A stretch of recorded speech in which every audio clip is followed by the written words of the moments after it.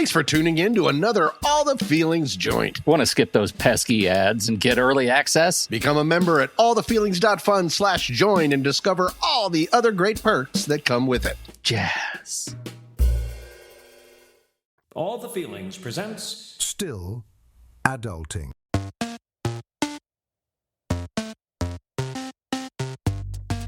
this episode. Friends and house guests. Hello, everybody, and welcome to All the Feelings, Still Adulting. I'm Pete Wright, and I'm here with Tommy Metz III. Tommy. We did it! Hello! More podcasting. We are here with a hodgepodge, another absolute miasma of topics. I like it. And we are very excited to have a conversation about, we're talking about being a good host and a good friend, really. Being a good guest and host Good guest, and being good a good host, friend. good It's being a good person, really. If you Yep. can nail both of these, you're doing fine. Good is guest, really good host, can't lose. Yeah. Good friends. Yes. Yeah, that's right. That's right. But first, we have some follow-up. We have a listener question that came in that I would like to address because it's very timely. Okay, go ahead. And it's timely because as we record this, the episode that it is referencing came out today. So somebody listened to the episode today and submitted this question, and we appreciate it. So, And if you want to submit a question to us at any time, how do they do that, Pete? They go to allthefeelings.fun, and then there's the main section, and then right below that is submit a question to us, and we will answer it. So we love questions. Keep them coming. There are a couple in there, but we're only going to address one today. Okay. The question is, blew my mind about fabric softener and the dryer ruining clothes. This is, of course, referencing the laundry conversation about how the dryer is where clothes go to dye, and also it's just always a street fight between fabric weights. And that fabric softener covers your clothes with a layer of wax and messes them up. So get rid of it. And since I have thrown mine away. Yes. My fabric softener and my clothes. And the dryer. Yeah. I put the dryer in the alley. Yeah. Question continues. Do I really never need to wash on warm again unless it's towels and sheets? Correct. I think you're fine washing on cold as long as you want. Right? That's the truth. Soap works fine. Your detergent works fine. Use less of it. And also, does substituting white vinegar actually work? Yes, it does. Tom, I don't know if you're doing it yet. But this is very interesting. This listener is just calling us out on all these things. Like, did you just make all that stuff up? They're just repeating things that you said. I know, because the actual question is the last part. This is like quiz show. I should have taken the fourth part first. Got it. But I do want to just reiterate, yes, substituting white vinegar actually works. And the other thing that I forgot to say is that maybe I didn't forget to say it. Maybe I did. Anyway, when you use a little bit of vinegar, it helps keep your washing machine clean. So just add. Yes, you did. You did talk about that. Okay. That's a really good thing. Your washing machine will not have a stench to it. And that's a lovely thing. Vinegar is a pretty amazing substance. I don't know. I don't get it. It comes from a special place, a fantasy place. Probably Elden Ring. Also, this is the fourth part. I dried a sweater of my wife's and it shrunk. Any ideas how to stretch it out? I'm in trouble. All right. So I do have so an this answer person for is this. clearly from a sitcom. That seems like the classic sitcom problem. So, Jack Tripper, here's the thing. Yeah. You dried one of Janet's sweatshirts, and it shrunk. This does not work every time. And if you just dried something wool just landed in and it wasn't one of those pre-treated merino wools that doesn't actually shrink all that much, you're in trouble. You're not going to get that back. But if it's some sort of a blend that does have some shrink to it, here's a thing you can do. And I'm not kidding about this. You take said sweater, dump it in vinegar. You put it in the sink. You light it on fire and walk away. Yeah. No, you drench it in cold water and either hair conditioner or very gentle baby shampoo. Keep that around. And you just mix it up. Just mix it up with your hands. right? And then gently wring out the sweater. So you don't need to rinse the shampoo or conditioner out, right? You just put it in there, gently wring it out, lay it flat on a towel to dry itself, and you can then apply a gentle stretch. You may need to weight down the corners with something so it'll like hold stretched. You'll be able to get some of its size back. You'll be able to kind of the conditioner or baby shampoo softens the fibers and allows you to stretch it a little bit more. And so you'll be able to get some of that back, maybe to the point where it can be worn. And just remember, you may need to do this a couple of times, like as you wash the thing, on gentle cold, you take it out, don't dry it, lay it flat, and it'll regain a little bit of its size each time. It probably won't ever go back to normal like when you bought it, but you can get close. Baby, okay. How do you know this? Well, because I screw stuff up all the time. Because you're a walking cautionary tale. Yeah. That's how you know this stuff, is because you made the mistake. I see. Okay. So wow, that is the question. Good luck, listener. I hope that helps. Good luck. Let us know how it goes. Let us know how it goes. Yeah. And what baby shampoo you used. And when your wife finds you sitting on the floor holding baby shampoo and her sweater is stretched across the carpet, what did she say? Don't let her catch you crying at the same time. That's why it's baby shampoo. It's no more tears. It's more tears. That's right. All right, Tom, kick us off today. Here we go. Subset 1. You too can be a good host. Peter, I would like to start off this segment with a question. Anxiety-wise or comfortability-wise, however you want to answer the question, if you had to be one of the two of these, which would you rather be? A host or a guest? Guest. Why? That's interesting. You had that locked and loaded. Cannot answer. I saw the question coming around the corner, and I answered it. Because I know what I have internalized is how to engage in someone else's event at a level that I can handle, that I can cope with. I know we usually bring something, bottle of wine, whatever it is. And I know how to ask lots of questions. Like if we're going to somebody's house, lots of questions about houses like I have some of those locked and loaded. And so I can get conversation going. I can go into, as you know, when I'm in full networking mode, I eat business cards for lunch. Yep. And I know how to engage that level of conversation.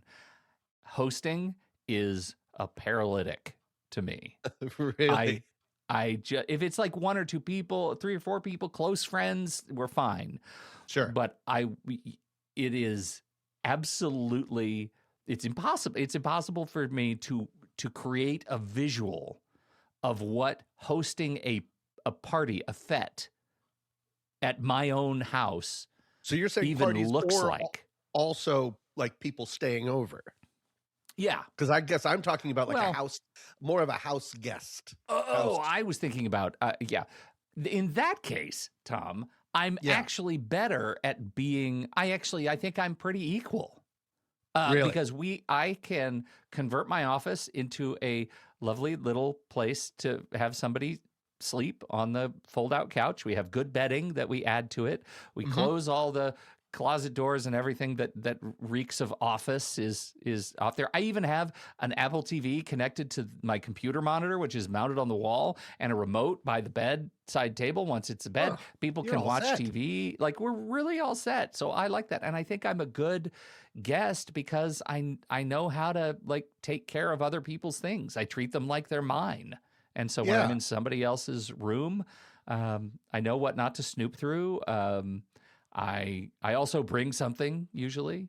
And it's interesting. I feel pretty good about that. I actually feel better about that question than I imagined. Than you thought. And just panicking a little bit the fact that you automatically assumed that we were talking about parties, and that didn't occur to me, and that's probably more relatable than what I'm talking about, which is people staying over. But guess what I talk about? People staying overnight. I'm sorry, everybody. No. Maybe I'm glad you did this. This is actually really good because I think I remember one time long ago in our relationship when I said to you, hey, if there's a chance I'm coming to LA for other things, any chance I could like sleep on your couch? And you emphatically, I think, said no. What? I think you did.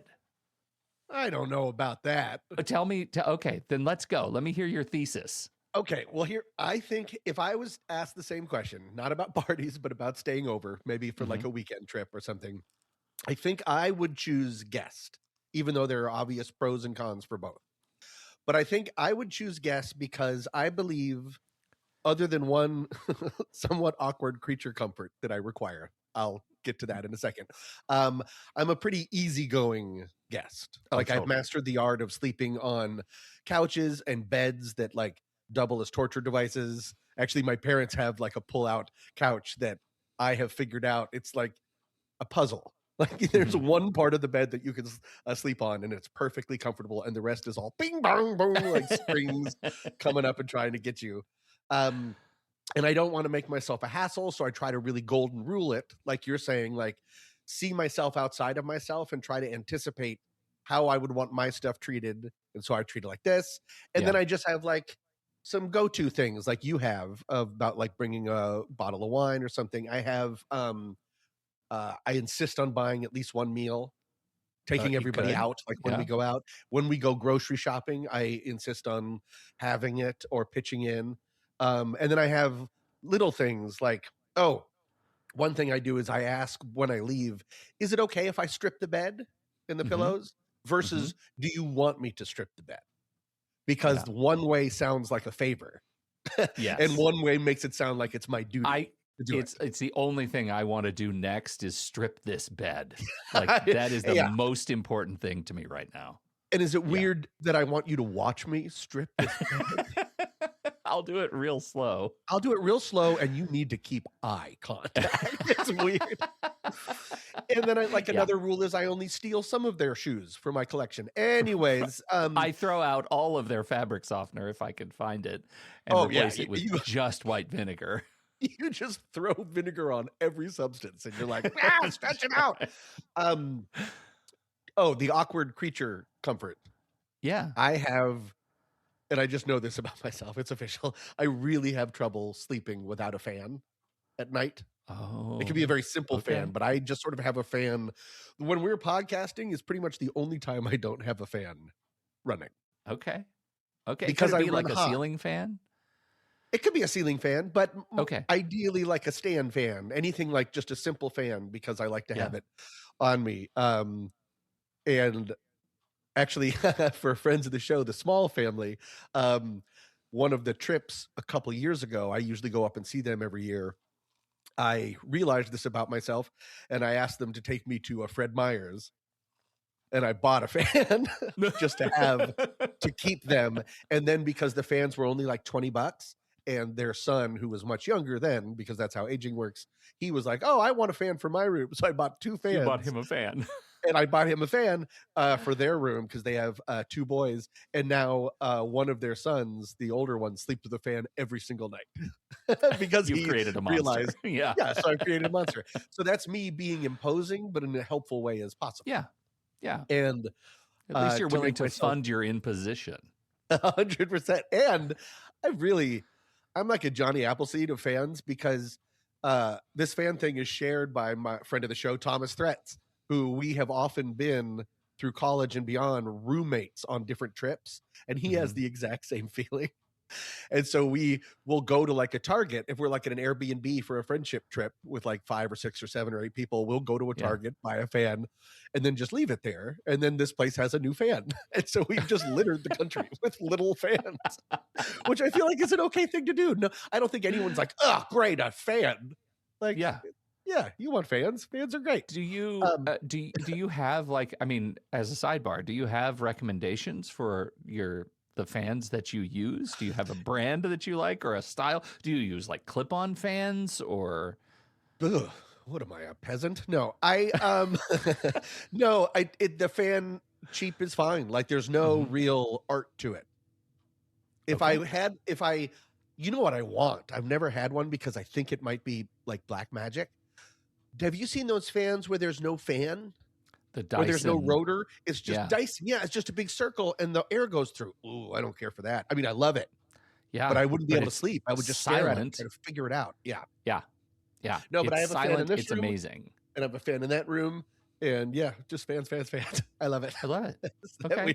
Because I think I run and I've ruined myself by having a fan on all the time on low. I don't want everyone to think that I'm just like blowing myself around my apartment, but room temperature without a fan feels Mhm. a little bit hot to me now. Okay. And so I just sort of Is always want to have a little bit so of there's a fan. definitely temperature. It's the air movement. And what about the sound? Very much so. I've learned that I Okay. have trouble that I can mitigate with like a sound machine or like a sound app on my phone, but Mhm. I've learned that in silence now, like sometimes when I would go back to Colorado to visit my parents, I can't. Silence freaks me out, Yeah. which is So weird, even if but it's cold, you just turn the fan on and like point it at a wall just to correct. hear. Yeah, Okay. I get it. yeah. Okay. Um, and Well, so that yes, was a serious sidebar on fan life. yeah, really Hashtag wanted fan to do that. life. But yeah, but going back, yeah, that's why I would choose guest, I think, is Okay. because I feel like I'm good at anticipating what I would want from people, and I overdo it maybe of trying to be Oh, you're a as very gracious non-imposing. guest. Yeah, for Whoa, sure. Yeah, Pete! Apparently not 100%. a host because I was like, "Get the hell out of my couch in this weird fantasy life you have." We're gonna Um, litigate this, I'm we're gonna get sure. there. I have had some rough that being said of like, "Hey, easygoing Magoo," I have had some rough stays before, and one, I didn't get permission to use their name, but this was many, many years ago. I was staying at a friend's house, and I was friends with him and his now ex-wife, and, I'm very allergic to cats. Not like I can be in a room with them, but I can't really touch or I can touch them, but then I have to, like, immediately wash my hands. And my friend's ex-wife was super sweet about it and was, like, keeping the cat in a separate room at night, making sure that she had done a big vacuum, all of that. Everything was going great. Then she got confused one of the nights, and she gave me the blanket that the cat sleeps on Oh dear. instead of a different one. And so Yeah. I went to bed all curled up under this blanket, and I That was woke up like covered in cat dander. yes, and I woke up having trouble breathing. Yeah. Not like anaphylactic shock, but just like really wheezing, and I didn't know what to do, and I took allergy medicine, it didn't work. So I went in, and this is like at 2 in the morning. I went into their Yeah. shower and tried to use steam to open it Uh-huh. up. It didn't work. So the only thing, and I didn't know what it was. I didn't know that we didn't solve this cat blanket mystery until the next day. So I ended up having to wake my friend up and ask him for his car keys. And I Oh my went and goodness. just slept in his car because I didn't Wow. know what I was reacting to in the Yeah. entire apartment. And so I just slept. And I was pretty sure I was going to die that night What did because this you was what a did you get in the state. settlement? I assume you took him to court. I got the cat. Weird, right? I feel sick that's why I have so many fans because I'm blowing the cat away from me. Because Yeah. it's a terrible idea. Yeah. Fascinating. Okay, so then how often you said you seem to have it fairly often, or at least you're set up in your place to have guests stay with you. How often do you have that? Not very often. And Okay. I think we have a routine with my wife's parents who do come out here and stay. I They do am stay with you. willing. Okay, yeah. Yeah, they do. And I am willing to convert the office anytime. It Yeah. does take, I mean, it takes probably 45 minutes to do the whole thing because I've got to, Sure. like, we bolted my desk to, it's a stand-up desk, and we bolted it to the wall, and it's Okay. on these like mega hinges. So I could take everything off my desk, I jam it in its place in the closet, I then release the hinges, and the desk folds down flat, and I have a whole bunch of equipment like command strip to the bottom of the desk that just stays on there. Unplug it, and just fold the desk down, everything hides. And so I got to move a bunch of furniture around Sure. to make it work. But I'll do it anytime for any length of time because I just work on a laptop and a mic and will travel. And And you so can make it work. I can make it You're work so anywhere. tech savvy and gadget friendly. I would love it if you just had a button and Oh, yeah. everything was like a Murphy bed. Yep. Like every part of it flips into the wall and comes God, down. dare to dream. I would Yeah, a lamp love turns into a that. wonderful candle, Yeah. just whatever you need. Yeah. I've had a fair amount of people stay over at my different apartments, but it hasn't been for a long time. And it doesn't, probably because it doesn't make sense anymore. In that sleeping on a couch when you're 45 or 50 isn't as much. And people have income now. And so they're able to like have a hotel. No, wait. So You that's really why you think that told you me. said you Yeah, can that's come why you told me to beat the street. You to said beat get feet, out of my beat the get out of street. my house. I don't know Beat what that feet. means. Yeah. Beat feet. Kick rocks. Pound beat feet. sand. Kick Yeah. rocks. That's it. Yeah. So if it helps at all, that never happened. Because Why do I have that story in my? It's like a foundational memory. I'm very open to it if people would want to come in and swing in for a night or two. It's just they just have to know that like it is a couch and it's not a pull-out couch, and I don't have a extra room. I live in an apartment, and Foster will want to snuggle with you. Of course. That's Which that's is an part amenity. of why you want to go. That's it's an amenity. Yeah. And I've always tried to be as good of a host, and this is leading up to a anxiety that I do have that I've developed because it's been very long since someone actually stayed with me. Mm-hmm. And it's not because of safety or COVID or anything like that. It's just because it just doesn't come up. Or when they come in, it's for a longer thing. A lot of times it's because people come in for business. And so their company is already putting them up somewhere. So why would you want to choose to be here and sleep with my cat? To be a good host, like I always get my apartment clean, of course. I make sure there's no visible blood stains. All the chains are put away. Stains and chains. That's a cool mnemonic device that I have to remember. And I ask them what kind of things they like to eat or drink and have that stocked up. But now that I am 50 this year, I do realize, because I've lived alone for a long time and it's been a while since I've had a guest, and I've been in this apartment for so long, I'm worried about blind spots. That I talk a really big game of really anticipating and knowing what are they thinking, but I'm sure that I'm a weirdo with some of the things, like some of the ways that I live. Like just the other night, I came home and I just was like dueling around, and I walked into my kitchen and like every cabinet was open. And I just left them open, but I was blind to it. And that's just not something that I want to advertise. So I'm just worried. Like, how does one, like, I think I have enough pillows and towels. I think I have all these things, but how do you know for sure? Because see, you have another person. Foster is never like cabinets. Like he can't help me at all. So I don't know what I'm blind for. How do you know that you're all set or that you're embarrassing? That's my big unknowable question. Do you have any advice? I think you're probably overselling your anxiety on that, because if I were to say, Tom, I'm coming down, I have 2 nights. The hotels in Los Angeles are ridiculous. I'm not a business. I am my business. Like, I would love to save a few bucks if you're open to it. You would say, okay, sure, is what you're telling me now, which I'll believe it when I see it. But then I know that you would open a cabinet somewhere and say, okay, I can count 1, 2. I have 2 towels. One of them is clean, and I'll let my guest use that. Like, I feel like you could do that, right? Oh no, yeah, the towels thing I've got. I think that was maybe a little hyperbolic, but I mean the blind spots that I don't know. Like, okay. Do I have? Let me just say this. Like for a while, I had a serial killer closet. Now it's all fixed and organized, but like you would open it and go, "Oh no!" Like, but I didn't see it because it was my serial killer closet. Okay. First of all, part of the gift of saying yes to being a host is the gift of being able to spend that more sort of interesting, intimate time with somebody that you care about without having to say goodnight to them at a specific time. And just being in stay that up all night together? No, you just have to know that when we're going to end our time together when we're tired, not at like some artificial you know, not good night and goodbye and good good luck. night, the I see. restaurant is closing and we're parting Got it. ways, right? And there is something really fun about that time when you start getting tired and you're being social with Sure. somebody that you haven't seen in a long time or something like that. And so that's when the memories are made.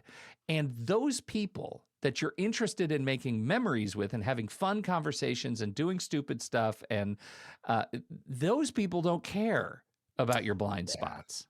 They don't care. They just want to spend time with you, time that is limited. And if they're not in the same city, and even if they are in the same city and they're in a different part of the city that takes like 3 hours to get to, they just want the gift of your presence. That's what you're saying yes to when you're saying I'm a host. That's a good point. The gift of your presence in my space so that we can make some new memories together. Conversational memories, watch movies, whatever. Right. That's special. That's true. I guess I'm falling for like a spotlight syndrome of like, Yeah. I'm thinking that people are just judging, like when you open a cabinet and it's just, oh, that's where I keep my crumbs. Like, oh no. Yeah, I guess that makes sense. And then the other way that I can mitigate it is just say, hey, just so you know, if there's anything that would make you feel more comfortable or anything that you need, Yeah. don't feel whatever. And if that thing is a always hotel down the street, go for it. Yeah, go ahead. If you want. Yeah, because you're just an Uber away from getting the hell away from my place. So yes, Pete, next time you're in town, I promise you can come, stay on my horrible couch, and I promise I will watch you sleep. Okay. And I promise I will go through every cabinet.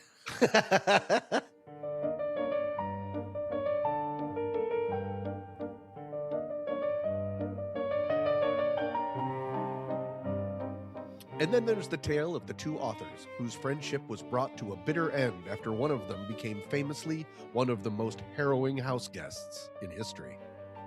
Danish author Hans Christian Andersen met English novelist Charles Dickens at a literary soiree in London, 1847. Dickens had already published Oliver Twist and A Christmas Carol, and he was greatly admired by Andersen, whose fairy tales, including The Ugly Duckling, The Little Mermaid, and The Emperor Has No Clothes, were starting to be translated into English to great acclaim. Both authors took a liking to each other, and after corresponding over the next few years, Dickens finally invited Andersen to come stay with him and his family for a short visit in Kent. Unfortunately for Dickens, he was about to learn that not only was Andersen a wonderful writer, but he was also a real basic bitch. Upon arrival, Hans Christian Andersen immediately remarked that the Dickens household was too cold, an opinion he reportedly repeated throughout his stay. And he announced that it was Danish tradition to have the eldest son of the family shave house guests every morning. As this was decided to be the suggestion of an insane person, Dickens compromised by hiring a horse-drawn carriage to bring Andersen to a barber in town every day. And Andersen also managed to weird out Dickens' friends during the stay. At one point, Dickens apologized in a letter he wrote to an upcoming dinner guest, quote, Hans Christian Andersen may perhaps be with us, but you won't mind him, especially as he speaks no language but his own Danish and is suspected of not even knowing that, end quote. What did he mean by this? Well, for instance, it was recorded that Andersen was unable to correctly pronounce the name of the book, The Improvisatore, which is only surprising because he wrote it. And at least 3 different times during the trip, he would throw a tantrum about people not liking him and lie face down on the Dickens front lawn, sobbing loudly.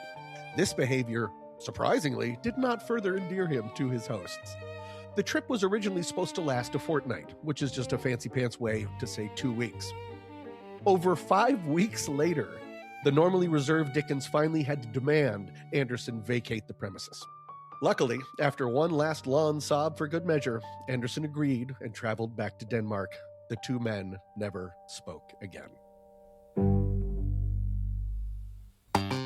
Want to be a good podcast guest and make your hosts feel like the most? Then go head over to allthefeelings.fun and subscribe to become a feeling friend today. The entire season only costs $35, $25 renewing, and you have access to all the amenities a valued visitor deserves. You get early access to every episode with bonus content included, secret member-only episodes, access to our trailer archive, and so much more. Uncle Pete and I love having you visit, but we could really use your help to make sure our podcast house stays in good shape. So head over to allthefeelings.fun and become a feeling friend today. We'll leave a light on for you. And now, back to the show.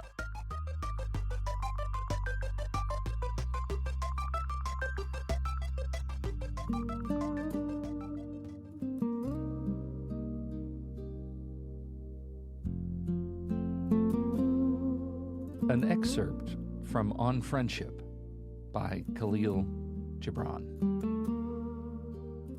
And a youth said, "Speak to us of friendship." And he answered, saying, "Your friend is your needs answered. He is your field which you sow with love and reap with thanksgiving. And he is your board and your fireside. For you come to him with your hunger, and you seek him for peace." Subset 2. Friendships are hard. You deserve more good ones. All right, Tom. It's time to talk about friendship. Oh, friendship. So you I just felt that. walked us through the minefield, I think, of being a good guest Yeah. or host. The anxiety that comes from guests choosing the right wine to bring, whether it's a dinner party or you're staying for 5 weeks. Like that real dope, Hans Christian Andersen. I just want to sort of pick up where that energy lands, because I think before you can be a good guest, you still have to be invited.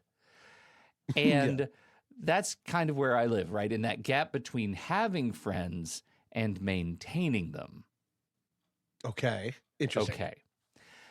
Because making a friend, weirdly, is the thing that I can do. I can certainly be charming for an evening. It's a sprint. If it's a sprint, not a marathon, I'm in really great shape. Right. I could be the guy at the party who can come up with some jokes, who can ask you about the architecture of your house, who can remember the name of your dog, probably before he remembers the name of your children. Yeah. Who can text even the next day and say, "That was awesome, let's do it again." But the again, Tom, the again gets There's the me. rub.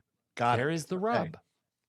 So I want to talk about what happens after the initial spark of potential friendship, after you've made that initial run at the friendship, after the honeymoon period of the friendship fades and you're left with maintenance mode.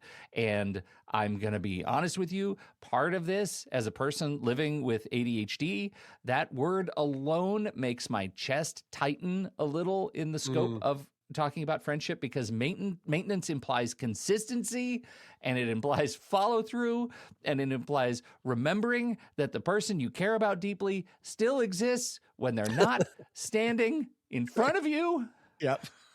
And so because I'm not always great at that, I would like to present an ode to friendship in 5 parts. Okay. Wow. I like it. Okay. Part the first. Yep. The friendship recession is real. That's right. I've titled the parts. Wow. The I love a friendship titled part. recession. Okay. Have you heard anything about the friendship recession? Oh, that's like no, not at all. You Yeah. didn't make that up. That's a term? God, no. That's way too smart for a guy like me. Okay. If you feel like your friends have thinned out, statistically, you are not imagining it. Right? I don't think you have a problem with this because, and maybe it's because you're a guy living alone, your value proposition for friendship is strong. Like you just said earlier, you make an annual friendship trip to see friends of the show, the Smalls, delightful people. You never stop by on the way to see us, whatever. So the Survey Center on American Life has been tracking this for years, and their data is maybe a little bit startling. In 1990, they asked this question: do you have close friends? In 1990, only about 3% of Americans said they had no close friends. Sure. 3%. That's pretty good. I Yeah. feel for those 3%. By 2024, that number had climbed to 17%. 1 in about 6 of us is walking around without a single person we'd call close. And it's not evenly distributed. Nearly a quarter of adults without a college degree reported having 0 close friends. Oh, That man. is the friendship recession. So the recession doesn't have to do with getting older. It has to do with just living in today's society. Yeah. Oh, It really no. does. Yeah. So beyond the fact that the friendship recession is like a PowerPoint title slide. Sure. Yeah, which is it's a little gross, TED talky, but it does capture something real. And I think our social circles are shrinking too. And that decline has been steepest among men whose close friendships have been cut roughly in half since 1990. And here is, I think, something that's interesting. The American Friendship Project was a multi-year research effort out of several universities, Nevada, Michigan. There are a bunch of them. They found something that complicates the doom a little bit. When they surveyed people in 2022 and 2023, most Americans actually reported having friends. Over 75% said they were satisfied with the number of friends they had. But this is the complication again. More than 40% said they weren't close to any of those friends, or they weren't as close as they'd like to be. So separate research says, and I guess I would use the word acquaintances, that they have a lot of acquaintances, but no close friends. Okay. And that leans into that shrinkage of our social circles. So the problem isn't that we don't have friends, is that the friends that we do have feel far away. Yeah. Right. Okay. And maybe not geographically, maybe emotionally, maybe we're just chronologically, we're just busy in our own lives. Maybe we're more self-centered. Maybe it's a function of the fact that many of us live in single-family homes as adults, and we don't cohabitate in apartments as much as we used to. Oh, okay. So there's not as like a built-in community. Right. Okay. Not an accidental community that forms at the mailbox, right? Sure. Part the second, Dunbar's terrible math. You know who Dunbar was? Have we talked about him or her on this podcast? That's right. This is a quiz. That's right. Dunbar. I'll give you a hint. Did he have the hierarchy of needs? No. Oh, nope. Who was that? Well, that was the only name that jumps into my head right now is Rorschach, who absolutely did not have the hierarchy He of was needs. that horrible painter. People are yelling at their phones right now. Yeah. Oh my God. Maslow had the hierarchy of needs. That's right. Okay, go ahead. So Robin Dunbar is a British anthropologist who in the 90s was looking at the relationship between the primate brain size and social group size. So bigger brain, bigger group. And he ran this math on humans and landed on 150 is the maximum number of meaningful relationships our brains can manage at any given time, right? Got it. That is Dunbar's number. And it has held up pretty well, I think, over the 3 decades of scrutiny. But 150 is just the outer ring. If you imagine it like a bull, like a target, like a darts target. You know what targets are. Dunbar's real insight is that Dunbar's real gig is imagining our friendships that exist in layers, that like concentric circles, back to the dartboard. Or rings on a tree, you might add. I don't know why I'm really landing on dartboard as I'm talking about this. My notes are all about rings on a tree. I'm just vamping about dartboards. Okay, yeah. At the outermost edge, we have this 150 meaningful connections. And then we go inside a little bit, we have 50 good friends. And then we go in a little bit more and we have 15 close friends. And then we go in a little bit more and we have 5 intimate friendships. Now, these are the people that you'd call at 2 a.m. and ask them if you could sleep in their car. The world is falling apart and you want to cohabitate, play at a pod. Oh my God, I need to hide this body right here. Who do I call? Well, you've got 5 people who are in there. And how do you? I mean, how does that line up for you when you think about your social circle, which I think is anomalous? I think your numbers. My hunch is your number's higher. I think my number is definitely higher, but a lot of that has to do with one thing that you did bring up is that I do live alone, meaning I don't have kids. Yeah. That and it's two part. It's one, I don't have kids, and two, I have an untraditional schedule, and so I take it once you have kids, it is my job to come to you. It is my Oh, job to see, meet you where you are, or the easiest is for you. And so I will make the travel. I'll, meet you yeah, across town for lunch during the work week because that's the only place that you can do it. That's fine. That's sort yeah. of the price I'm willing to pay. So yeah, I have all of that privilege in order to do that. So it's not like I'm the greatest. It's just how that Well, works. And you so are the as a greatest. What we're result, saying is you're a real goddamn unicorn in a friendship. Like you're, yeah. get on my couch. Uh, So here's the thing that these same sociologists have figured out that we spend mhm, about 40% of our total available social energy on the top 5 people in mhm. Dunbar's hierarchy. Another 20% goes to the next 10, and then 60% of everything that makes up 60% of everything you've got emotionally, the time that you have, it's all poured into about 15 people on average.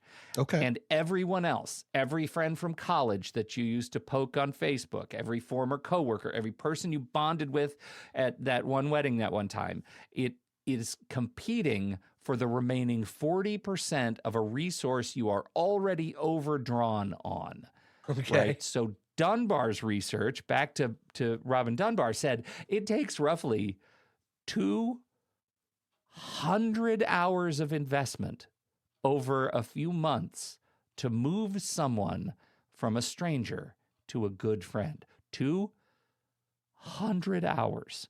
Wow. That is, Tom, I'm going to put it in terms you can relate to. That's 5 full work weeks.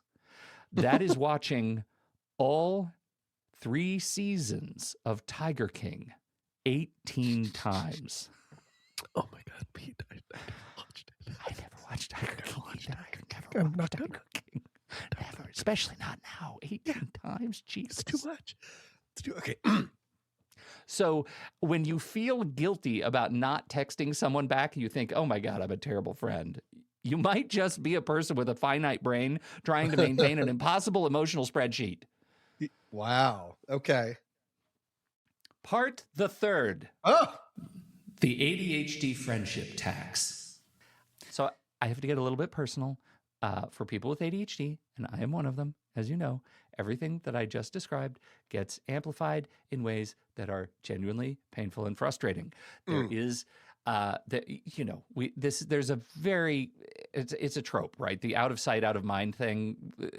Everybody lives with it. With ADHD, it is a It's just it is a exacerbated. callous way of saying that you just don't care, and that is absolutely not true. What is really happening is your working memory is broken, and your brain doesn't hold on to the presence of people the way neurotypical brains do. And so when you're not in front of me, you don't stop mattering, but you Hmm. do stop occurring to me, right? Because you're so. Pardon me if this is not the right word to use. A dick? No, that you're so that you're so fixated on something else that it's all consuming. Is that It help me is. understand the ADHD how that Yeah. manifests? Because it takes so much more effort to focus on the thing that is right in front of me. There is no margin Oh, I for see. other things to just enter, right? It has to be such an obvious trigger. Sure. Like, I think about you all the time because my task list is constantly telling me to edit a show that we do together. Right. Yeah. But when we're not doing the show, when we're on break, it's really challenging unless we have some regular thing on the calendar that says it's Tommy time, Mhm. right? Got it. And I so value that because of the other friendships with people that I don't have that same regular thing. Because the difference, the gap between not mattering and not occurring to me is Mhm. where friendships go to quietly suffocate. right? Got That's it. just Sure. so the cycle, and I bet a lot of listeners know this one. A text comes in from a friend and you see it and you mean to respond. And before you can, something else grabs your attention, like a task or a notification or something, a raccoon, whatever. And that text goes unanswered. And then a day passes, and then a week, and then shame kicks in. And shame for the ADHD brain is not motivating, it is Mm, paralyzing. And okay. so you avoid the text harder. And maybe then another message arrives and it's that same person saying, "Hey, stranger," and that feels crappy. And even if it's meant lightly, it is an indictment of your behavior, which you are aware of and you know sucks, but you avoid it further. And eventually, a friendship that ostensibly both people valued just starts to fray and evaporate. Mm, And research backs this up. Tom, studies show consistent difficulties for people with ADHD around forming and keeping friendships. 30% of adults with ADHD also live with social anxiety, which makes this whole thing even more destructive and stupid.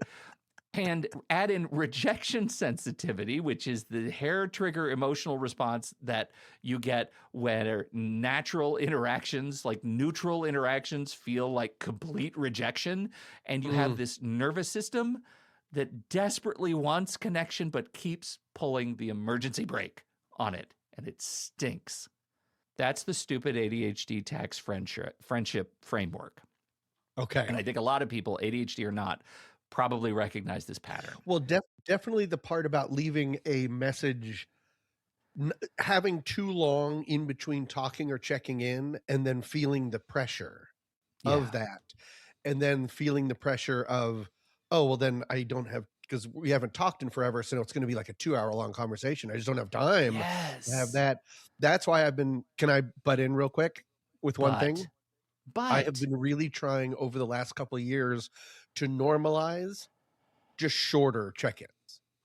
Like, yeah. and I've started like saying things like even sometimes just like saying it like, "Hey, I was a little bit nervous because we haven't talked in forever and I do want to catch up, but we don't let's not feel the pressure to catch up for forever. Like, do it on a dog walk, do it on you're driving across Yeah. town, that kind of a thing. Like have sometimes if you have a finite, I'm going to a place half an hour away, then you just Mhm. sort of you can take a little bit of the pressure off. And I've been trying to normalize that because I was wrongly thinking, as I do, that I was the only one feeling that way. And of course, remember You're absolutely not. right, the treaty of this podcast is you are not alone, Yeah. even though we're far away Yeah. from what's that smell. Okay, go ahead.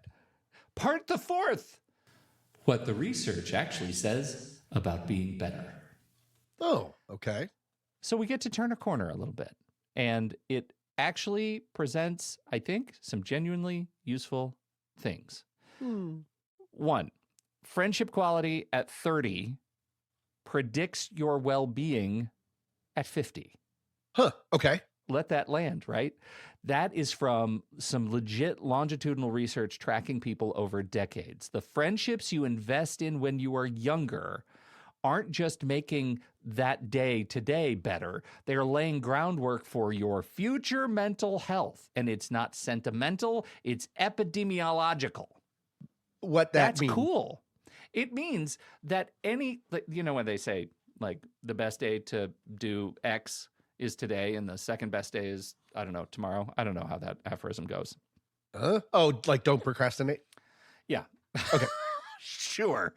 If you want to say it like a real boob. It just means that it's trying to really emphasize the importance of having close friendships, of having relationships Even early on. that are long term, right? Sure. Because what you're building is closer friendships that don't fray under strain. They are mature Right. friendships over decades. And those friendships, even when you go, many, many months but without contact, you find they don't strain. It feels Right. like no time has passed, right? Right. Everybody, we Yes. know that feeling. It feels like no time has passed. Very much, but I still, even with some of my closest friends that live in other states, sometimes I Mhm. have to remind myself of that I start Yeah. feeling that weirdness, and I'm like, "Stop it." Every time you Yeah. see this person, there's It's just no joyful. weirdness. It's like it was Yeah. just you just hung out with them yesterday, and you immediately start doing old bits and talking about Tiger 100%. King and, oh my god, Peanuts. I still have not watched Tiger King I'm not since gonna last watch a time. single episode. Okay. Since we talked about it, I haven't Yeah. watched a single minute. Since we talked about it just a little while Just ago. a minute ago. Yeah, I've Okay. not turned it on. I will. The thing that matters most, this is my second point here. The thing that matters most is not a grand gesture. This is what you were talking about before, right? Right. It's what the researchers call maintenance behaviors. Putting a real nerd hat on the embarrassingly simple concept that you just illustrated. Right. Go walk the dog and call an old friend, right? Yeah. Just reach out, just check in, just respond to someone's news with genuine enthusiasm and not with just like, oh, cool, but tell me more about that. Right. The research shows that when a friend responds to your wins with real engagement, it deepens the sense that you matter to them. And that sense of mattering, it's one of the strongest predictors of friendship quality and personal well-being that we have. I think that's awesome. Third, Yeah. this one's also for my ADHDers. Systems beat willpower every time. This is actually interesting. I was just listening to the Daily Show podcast, the Ears version. Oh, yeah, I've never listened to that, but I see it sometimes on TikTok. Yeah, it's good. They do a pre-cap episode at the beginning of the week where they'll one of the writers will talk to the host for the coming week about what they have going on. And this week is Desi Leidick as we record this. Oh, she's And great. so Desi was talking about this whole thing. She was like, I have this old friend and I always feel guilty. And she wrote me back and she said, can we please just set up a time on the calendar? And Desi said, that is like horrifying to me because you're putting our friendship, this heart forward thing, and you're making it a business time thing. And that I can't understand that context shift. And she said, I am so grateful that she made me do this. And now I want to do it with everybody because that's the systems beat willpower. Put your close friends on the calendar and you don't have to call them appointments. Just call them reminders. Like, text Tommy or call Megan or I mean, it's stupid and it sounds so clinical. And I think I used to feel weird about it, but you know what? Like I schedule my dentist appointments and I love my teeth. Like, why wouldn't I schedule time to be with the people that I love in the same place? Do I value my old friendships less than my teeth? Tom, that's lunacy. How many do you have more teeth than close friends? Google. Well, not anymore. I have the privilege of having podcasts with many of my closest friends. I also have 2 different days a week. I have lunch clutches with 2 of my oldest friends. That's and right. We meet every week, and we've been doing it since before the pandemic. And we very rarely miss. And it has become one of the most important things for these very long friendships that are decades old. So also don't forget to let your friends know how you operate. Expectation management is huge, and it is one of the most powerful things, powerful friendship tools. Tell your friends, I'm really bad at responding to texts. If I go silent for a while, please find me. It's not that I don't care. It's not that I don't love you. It's that this is a function that I'm just not great at and I'm trying to be better. It's not that I don't care. It's that I struggle. Yeah. And those are very different things. Closing. Okay. The friend you see once a year. Is this the 5th part? So this is the last thing I've been thinking about. This is the last one. Yeah. Okay. This is it. Then I'll shut up. I'm done. Oh, This no. is way too. I've been bantering way too Oh my long. gosh. I want to leave you with this. I have a friend. We've known each other for over 20 years. We see each other maybe once a year because for the last, well, sometimes even less. And I carried a lot of guilt around that because I thought that distance meant the friendship would just fail. Sure. And that I was failing it. He lives in Germany and has for the last 15 years. Okay. Right? It's not like I could just hop in a car and take immediate action to resuscitate a friendship. But the last time we got together, we had that opportunity to just feel like no time had passed at all. And I realized I realized today as I was reading this research that it really corroborates some friendships, most friendships, hopefully, don't actually need constant maintenance to stay relevant and meaningful in your life. Like emotional closeness can persist when your physical presence together is limited. And that all that is required is that both people trust that that is the case and that connection is real. And not every friendship can look like that. Not every friendship needs to look the same. Not every friend needs a weekly check-in. Yeah. And yet some of them are just made that much more valuable if they do. So I guess here's my challenge for you. Oh, maybe it's for you. Don't need it because you and your friends, your cliques. You're part of like how many umpteen group chats now? Who knows? I'm actually recording 2 other podcasts as we do that right now. So, yeah. I love that you could do that, and that everything you say just fits in to all of them. It's so weird. It's been working. One's on Polymarket, one's on anxiety. Yeah, it's great. Yeah. I think for everybody, pick a friend this week, and it doesn't have to be the easy one, right? Pick the one that you've been avoiding because of silence and send them a message and just say, hey, I'm thinking about you right now. Sure. Just do that.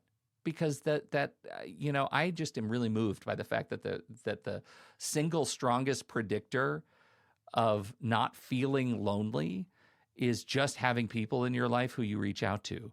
Yeah. And it matters as much when you reach out to them as it does receiving outreach to yourself. Sure. And that is a new way to think of things, of friendships for me. That's what I love. What do you think about that? That all makes me very happy.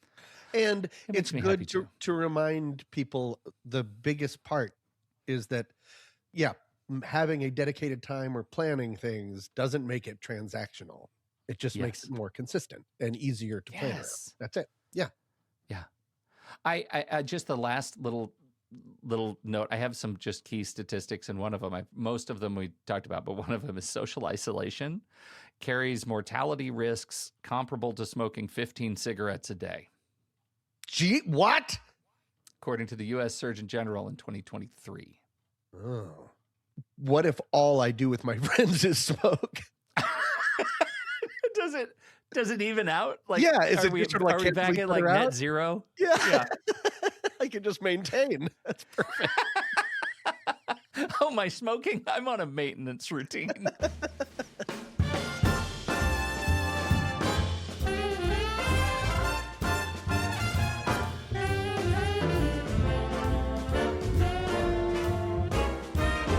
And thank you all so much for joining us for this episode. This week's tune is Lover, Please Stay by Stryker Big Band featuring Ben Sharkey. The gang's all there. That's a lot of Tom, what are we doing next week? Next week, we have another grab bag of excitement, Pete. We are talking about, and we're not going to say who's talking about what, but we are going to be taking on the idea of, as an adult, writing thank you notes or best basic correspondence. And the other one is lending money to friends or family. And if you're, it's a real Emily Post episode next week. Yeah. And if any part of you puckered up when you heard about thank you notes or lending money to friends or family, we're here for you and we will talk it out. So until then, I am Tommy Metz III. And I'm Pete Wright. Thanks for downloading. We'll be back next week right here on All the Feelings, Still Adulting. Clock on Central Station, and we can have a drink downtown. Let it be the night that I've been longing for. Let's fly down south to Austin or to Ecuador, just to drink pina colada on a hot, wet summer's day. Oh, lover,